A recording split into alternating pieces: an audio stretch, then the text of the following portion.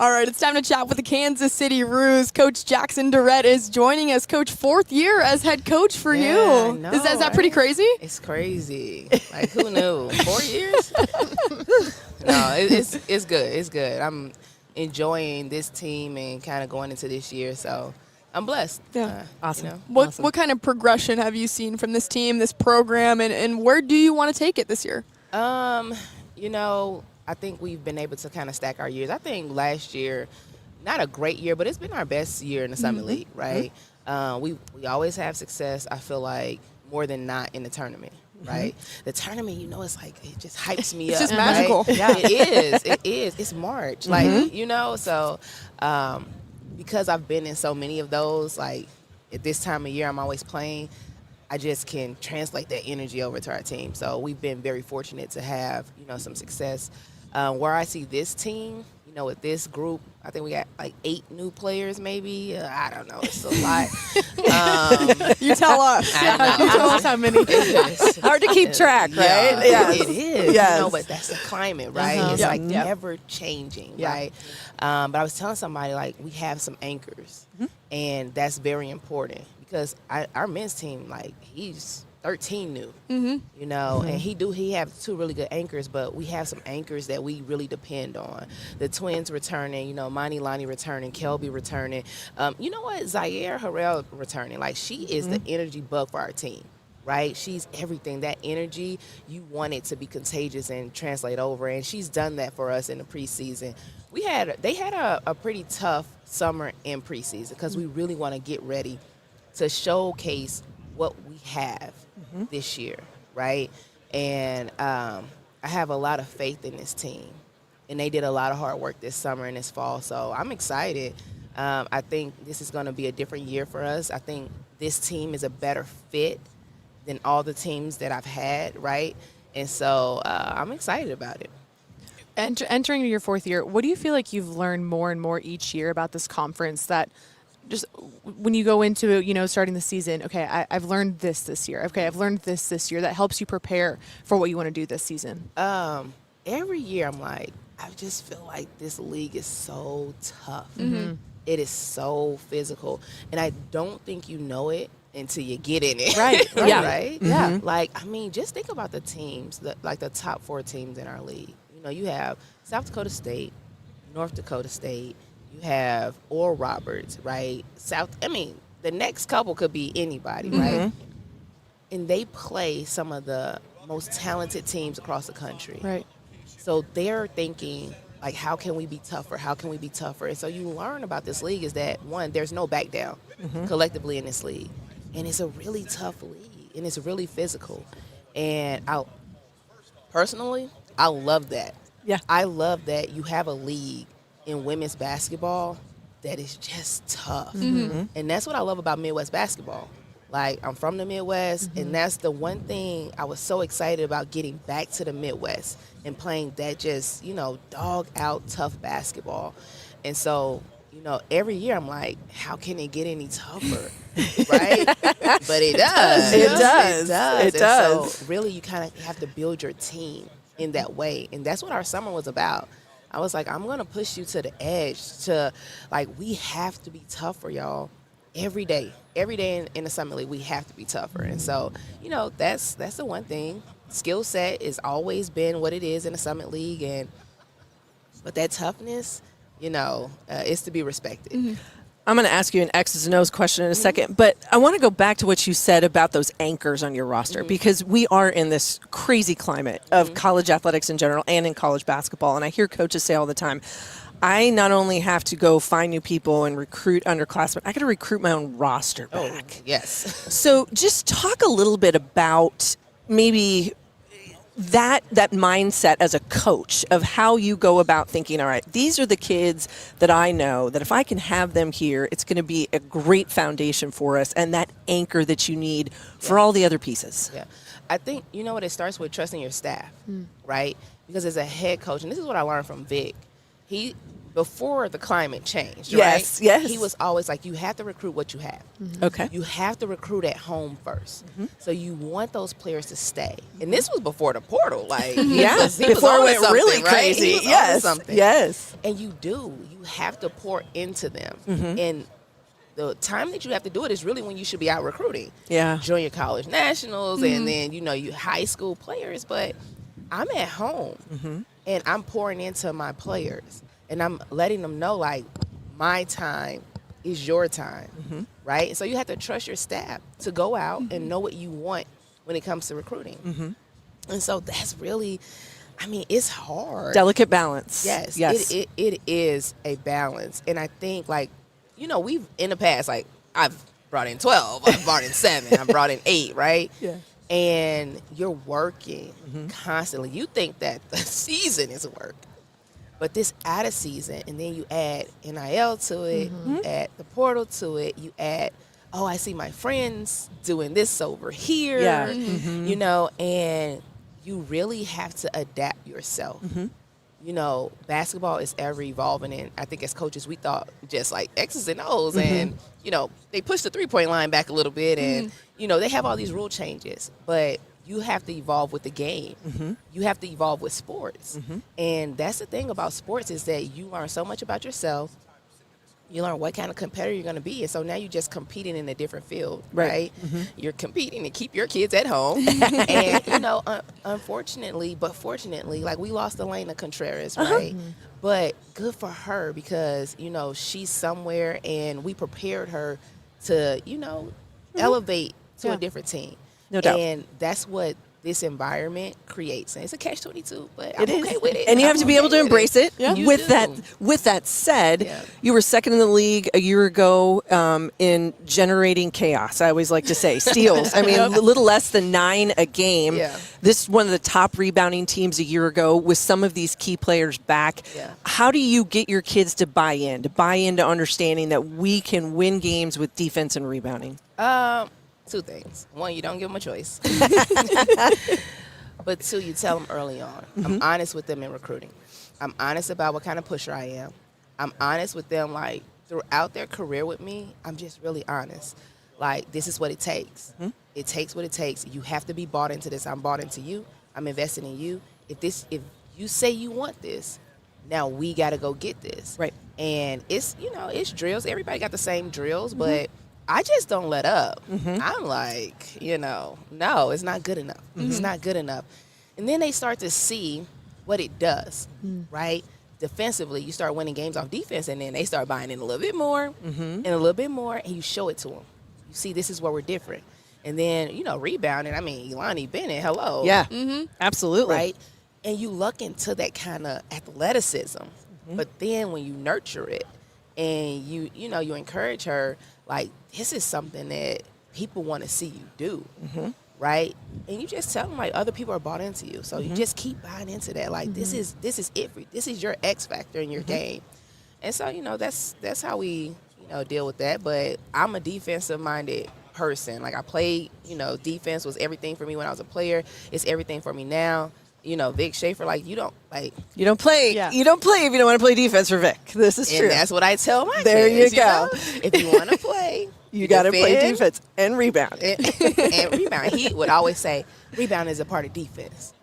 You're right. I would agree with that. I think that's very true. Yeah. No doubt. Yeah. As you were explaining that's like the first thing that came to mind was where does that root come from? And that's your playing experience, the stuff that you're now translating to your players. How crucial was the coaching that you received as a player, and how much of it did you take over time that you're now translating to your kids? Did you change it to mold it to how you want it to be taught, or what makes you so convicted in this is how we will play basketball here at Kansas City? Because I know it's the right way. Yeah. And, in our landscape right now, you have to anchor down on what your beliefs are, right? And if you're doing it the right way, then you have to adapt, but at your core, there's no need to change because it's the right way. And my coach coached me the right way, right? We had some times, but she just, she had this energy that said, I'm going to do whatever it takes for you. And, you know, that's kind of translated to me, and that's what I put into my team, right? And it took me some time. When I was an assistant coach, I really didn't understand the balance that you have to have as a head coach, right? Yeah. And I respect my coaches and my bosses so much more now being in this seat, because you have to have a balance that I don't think, if you've never been a head coach, you don't understand. And, you know, coaching with Vic, just watching him, how convicted he was and what he believed in his defense, it never wavered. Y'all, we was at the Final Four doing defense in the floor. I mean, we were having full-out practices, like shell drill. Oh, my gosh. I'd be so tired. And you're like, it's open practice. Like They're watching. They're watching. watching. And we're having a real practice. But that just means, like, you're convicted in it. Like, you believe this is what got you here, and this is what we're going to do to maintain it, sustain it. And so, you know, all that translates now, because I see it. Like, I see the big picture, and I see it working. I see how it works. All right, well, you were an all Big 12 player at Oklahoma. You get to go have a little bit of a homecoming. There. How special of a moment will that be for you? It'll be amazing. Yeah. You know, it's home, right? It's where I was raised in basketball, and I love going back there. You know, coaching in Big 12 at Texas.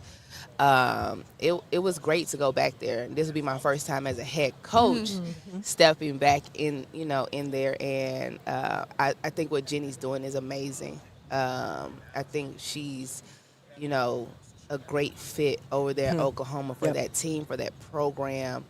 And I'm really proud to be a Sooner, right? But, you know, they got the #1 recruit in her class, you know, over there, and it'll be fun. You know, that's what you expect. You expect for it to be fun. You expect for us to go and compete and play as hard as we can. And I'm gonna enjoy it. Like, you know, you don't get to do this often, so I'm just gonna enjoy every minute. Absolutely. All right, I got one final fun question to end on. Now, wait a minute. Somebody asked me a fun question, and it was not. It wasn't fun. So I hope this is fun. Okay. I'm Who ready. is the toughest player you've ever guarded in your career, and why? Oh, hands down, Diana Taurasi.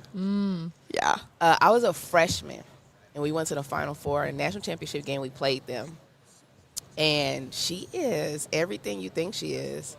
She's, to me, hands down, the best player that's played the game on the women's side. I have so much respect for her, just about how she goes about playing this game. And quick story, so their assistant coach, well, she was a grad assistant. She was my assistant at Oklahoma. She played at UConn, Stacey Hansmeyer. They called her Bam Bam.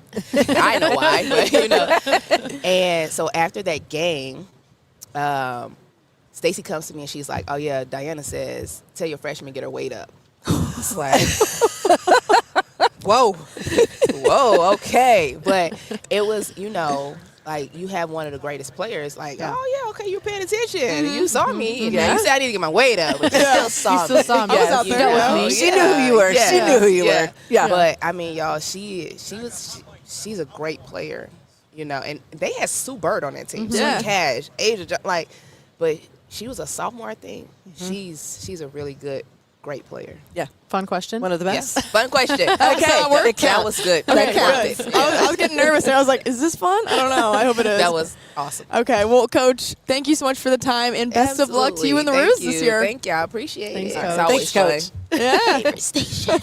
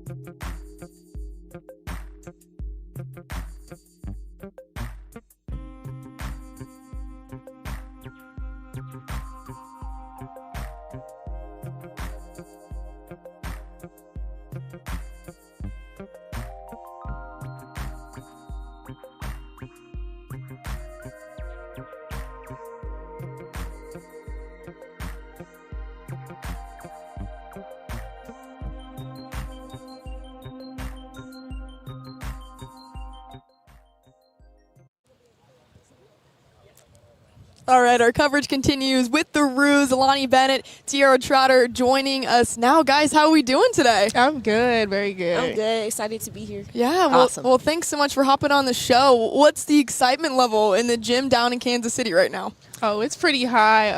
Like our coach had mentioned, we got some new players coming in this year. We're rebuilding with them, and then also bringing our our old pieces, and just working together, building that chemistry, and getting ready for the season. Coach mentioned she really challenged you guys this summer and really into this preseason. How would you describe what that summer was like, and how have you guys responded as a group being pushed that way? I say this summer was pretty hard mentally and physically, but I mean we got it done. What was the other question? Just how the teams responded to that and how much you guys have grown from how hard they pushed you this summer. Yeah, we responded pretty nice. I mean, it was a struggle to begin with, but we got comfortable with it and we just pushed through. So, yeah. Yeah, for sure. Our goal was to compete and complete, and so everyone had to get through everything. I think in a way we came together more. It was like unity within that, and then we just see the bigger picture. Like this is all just preparation for the end of the year and getting ready for the season in itself. So yeah, it was good. I think Coach always pushes you on the defensive end of the floor. We talked about that with her just a little bit ago, but I think one of the things that comes from defense is rebounding. Alani, you led this league in offensive rebounding. That doesn't happen very often, especially from someone at a guard position.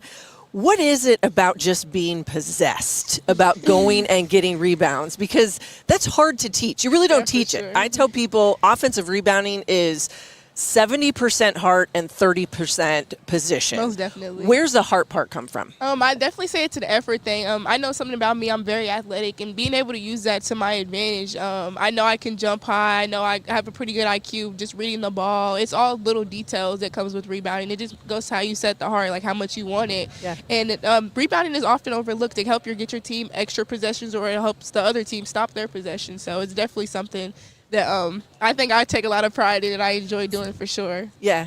Now, this is a new home for you. You spent 3 years at UGR-TV. You started all 31 games a year ago. This move, what challenges has it brought you, and what are you most excited about for your time in this season at Kansas City?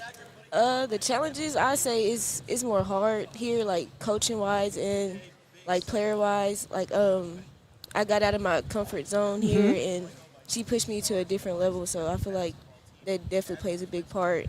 And sorry, what was your other question? Well, what are you most excited about? What do you see with this team and you say, you know what, these are the things we can do? A year ago, they won 3 more conference games than they had the season before. So I know goals are always the things that are written, but what are you most excited about?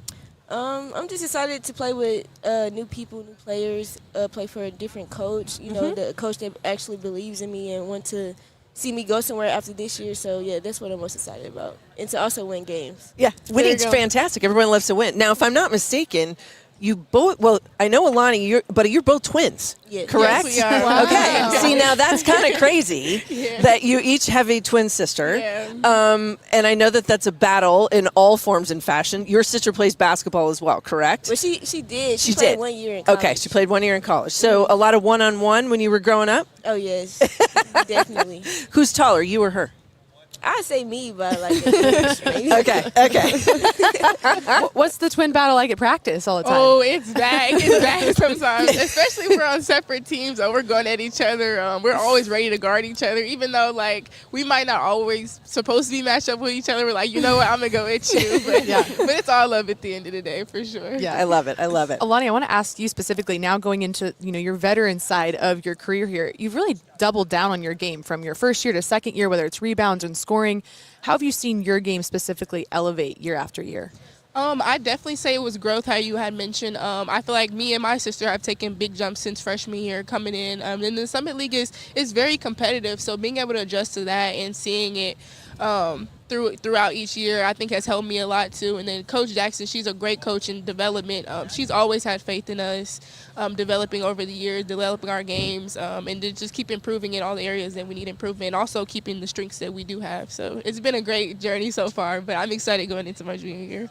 What's it like for you guys playing for Coach Jackson? She talks about how much she invests her time into you guys because she's been in your shoes at one point. How would you describe the relationship you guys have with your head coach? It's very well. One thing I would say about her, she has like unwavering faith in every one of her players. She believes that we can do the impossible, and I think that's important from a coach, especially from a player perspective too. You want to have that support and faith from your coach because it helps give you the confidence going into the games, and that's something I really appreciate for sure. Yeah, Tiara, for you and coming into this program with so much experience, how do you find that line of leadership? Obviously, with the group that's been there, done that, you have returners on this team, but you also want to come in, bring your experience and be a leader in your own right. How do you take on that leadership role? Just by like trying to be there for my teammates and also giving them somebody to look up to, like on and off the court. Just building a bond with them. I love it. Okay, well, I got some fun questions to end on here. Number one, if you got to pick a celebrity to come watch your game, they could be on the sideline, they're hanging out, you're gonna meet them. Who are you picking and why? That's a good question. They seem stumped. Okay, I have two. So if it was a female, I would say Angel Reese, just because obviously basketball, she's a big basketball girl. And then I like how she is off the court too. So it would be nice to have her support. And then my other one would be a male, would be Future, because I love Future. So it would just be nice to have him watch my game. Oh, yeah. Sure. I say Dejanet Carrington. And then for the men's, I would say probably Kyrie Irving. There we go. Okay. Those are two pretty good ones right there. Two good guards. All right, well, I'll take it. For both of you, not a fun question, but what are your goals for this year? What are you looking forward to with this team? What's the mindset? My personal goal is to lead the team. Lead the league and assist, and also be a team leader. And what you got? Yeah, I say I want to shock the league. I want to come in this year more wins, team wise, and then personally just keep improving. Keep rebounding, increasing that, and then also scoring as well, of course. Yeah. Okay, I guess we do have to ask about the barbecue in Kansas City. We also have Kansas City folks here. Yes. So do you have a favorite? Mine would be Gates for sure. Okay. And you're new to the area, so is there something that has resonated with you? Not yet. I did try Jack Stacks though. They're pretty good. So I'm still looking for some different options. Okay. Q39. The brisket's fantastic. Yep. So give that one a go. Yeah. There you go. Yeah, mine's Q39. Yeah. But I need to try the other ones too. I need to stay open-minded about Kansas City barbecue. You do. But sometimes if you find one you really like, you just keep going back. Return customer all the time. That's true. I'm with you. Yeah. All right, guys. Well, the Roos, they can shock the world this year. We appreciate your time. Thanks for hopping on the show. Thank you for having us. Guys.